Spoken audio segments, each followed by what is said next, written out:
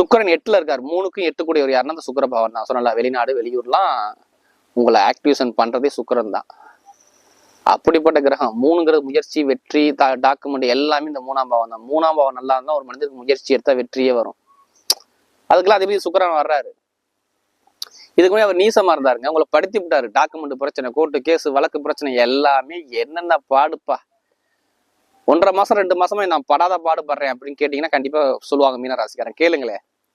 சகோதர சகோதரி பிரச்சனை இருந்துச்சா, இல்ல உடம்பு பிரச்சனை இருந்துச்சா, இல்ல வீசிங் ப்ராப்ளம் வந்துச்சா, இல்ல மர்ம உறுப்பு சம்மந்தப்பட்ட பிரச்சனை வந்துச்சா, காது மூக்கு தொண்டையில வந்து பிரச்சனை வந்துச்சா, இதெல்லாம் கேட்டீங்கன்னா ஆமான்னு சொல்லுவாங்க.